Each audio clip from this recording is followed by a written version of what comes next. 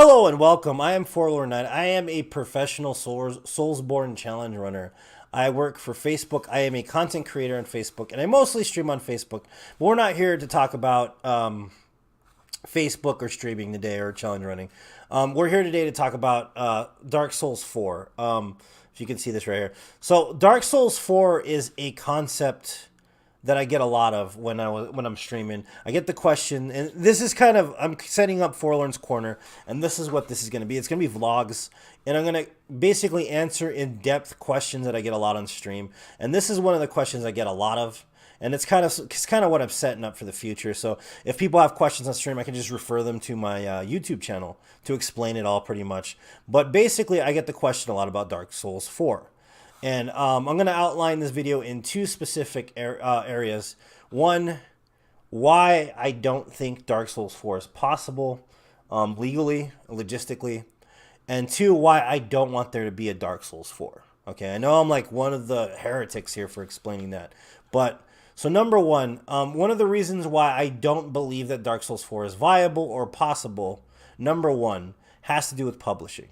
Okay, so publishing is a big thing. All right, publishing is the majority of why I don't think it's completely possible at all for a Dark Souls 4 game to be made. So, originally when Dark Souls was published, it was published through Bandai Namco. Dark Souls 2 was published by Bandai Namco, and Dark Souls 3 was also published by Bandai Namco. I'm just getting over a cold, I'm sorry. But they no longer have, From Software no longer has a contract with Bandai Namco. So therefore, unless I see them sign another contract with Bandai Namco, they will not produce another Dark Souls game. The only thing I can see is Bandai Namco maybe sourcing out something and them agreeing on maybe remastering other games. But that's about it, honestly. I don't believe it's possible for there to be another Dark Souls game in that specific viability when it comes to the legal matters. Now, secondly, I'm going to explain why I don't think Dark Souls 4 is going to happen on a creative level as well. So personally, I have a really deep-seated relationship with Dark Souls. In my opinion, Dark Souls is the greatest game franchise ever created. And that's being very bold, but if you look at it this way, the gold standard for games in difficulty in the action RPG market is Dark Souls. If anything is semi-difficult in any way, people are quick to hearken and call it a Dark Souls game or a Souls game or it's Souls-like or whatever. Any kind of game that has any kind of attributed difficulty to it is technically a Dark Souls game.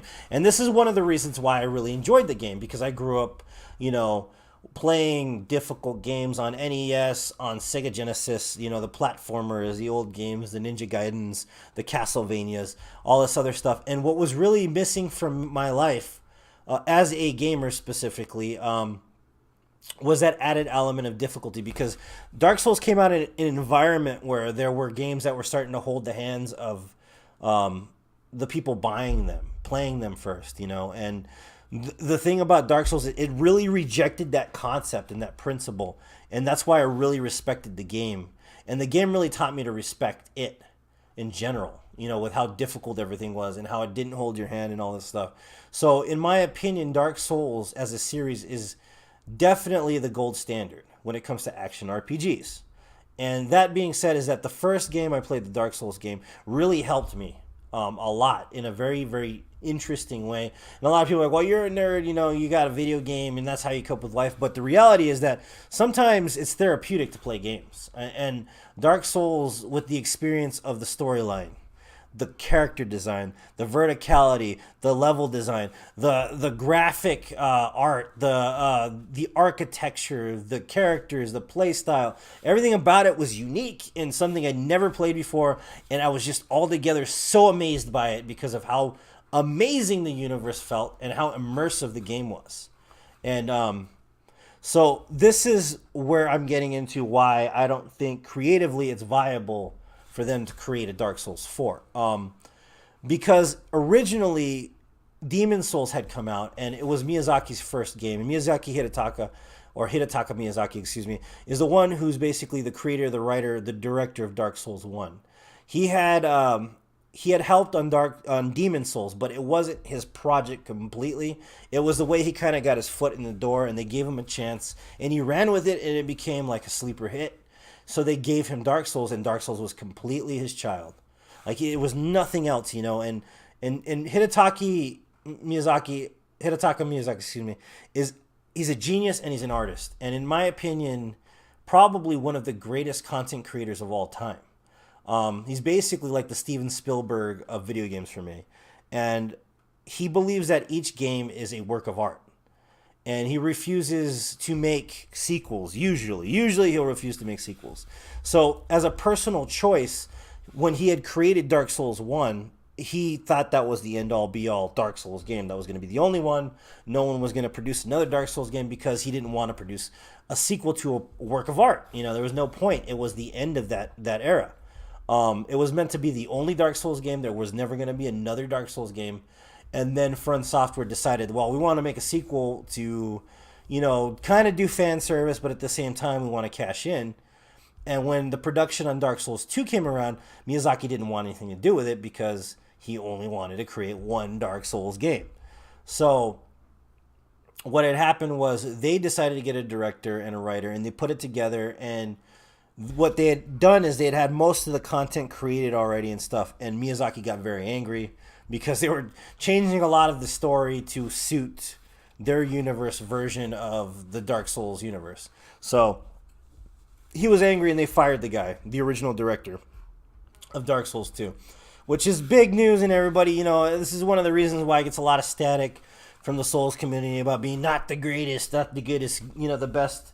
The goodest isn't a word. Guddist, I guess. But not the best Souls game. And in my opinion, it's an unfounded thing. If you go into that game not expecting it to be a Souls game, it's still a good game. It's still a masterpiece, okay? So I'm not getting into that element of it, but in my opinion, there's no reason why Dark Souls 2 should have as much flack as it does, okay? So that came around, it happened, they reissued it. Miyazaki had something to do with the sequel when they did the Scholar of the First Sin version, and that freaking, the credits at the end are like 40 fucking minutes long, honestly. It takes so damn long after you beat that game, because they want to make sure you read every fucking name on there to make sure that you see Miyazaki's name on there somewhere. And they're like, oh, well, you know, you can't be that mad at us because Miyazaki's somewhere on there, right? But no, it happened, okay? Dark Souls 3 wasn't going to be a thing at all. It wasn't supposed to be a thing, but they decided to get the IP for it, you know. Not the IP, I mean the name for it, and they were going to publish it. Bandai Namco wanted another game and stuff, and Miyazaki didn't necessarily want to make a Dark Souls 3. I mean, he decided that he would, you know, become the master of it and the director of it and the writer and all that stuff. Well, the co-writer, not the whole writer. Obviously, other people wrote as well, but the creator of Dark Souls 3. And the main reason why he decided to be the one in charge was because he didn't want what happened to Dark Souls 2 to happen to Dark Souls 3. Okay?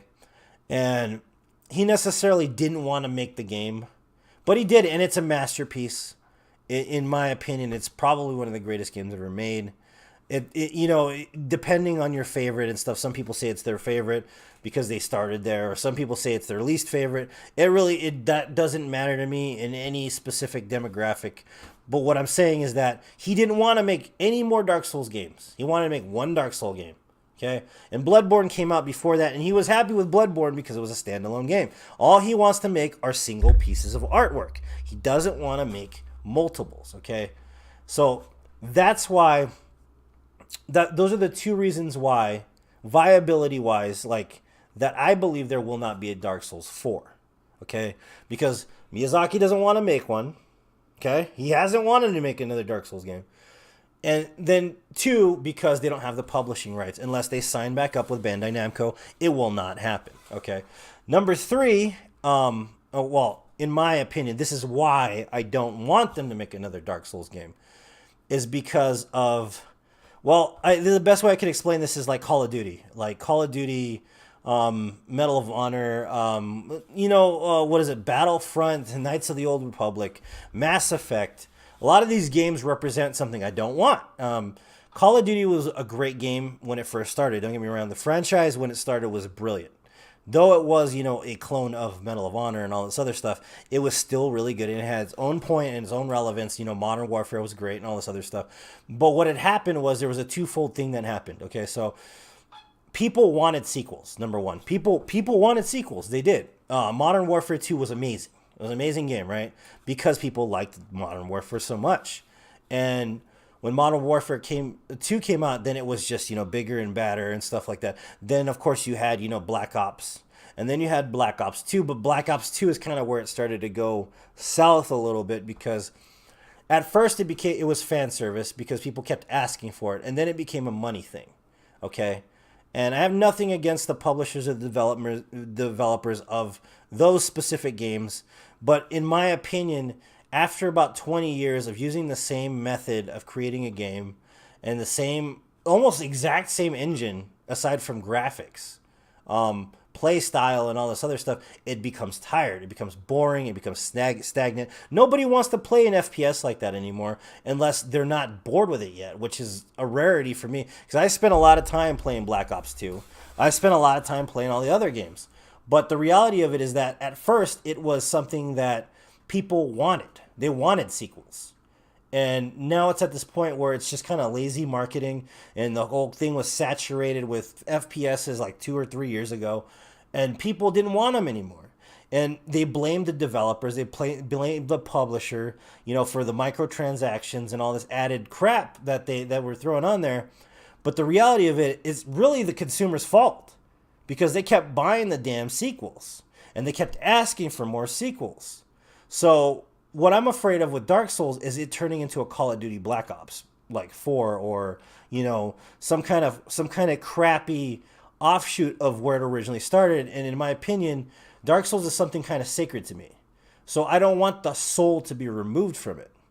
You know what I mean? I don't want them to suck the creativity out of the souls and just keep pumping them out. I want Miyazaki and I want From Software to produce shit that is brilliant and amazing like they're known for. And in my opinion, I don't want a Dark Souls 4 because I don't want it to be destroyed by marketing, by money, by people's greed and all this other crap. And that's what I'm most afraid of when it comes to this. When it comes to my own opinion of not wanting a Dark Souls 4. I don't mind if they make another Souls game, but just not a Dark Souls game. Like do like a Demon Souls kind of thing and just name it something else. And start in a different part of the universe or a different universe, like Bloodborne was, which actually Bloodborne is probably more viable to be a sequel because Sony owns some of the rights for the publishing, and, FromSoft still works with Sony. But in the reality of it, I don't think there will be because Miyazaki doesn't want to make a sequel. So, but that being said, after all this stuff and all this discussion and stuff, this is pretty much my answer. I don't believe they'll make a Dark Souls 4. And like I said, I'm glad that if they don't, they don't, because I don't want them to ruin it for me. And, Sekiro's coming out. We got about 15 days till that comes out. And I'm really excited about it because it's very different from Dark Souls.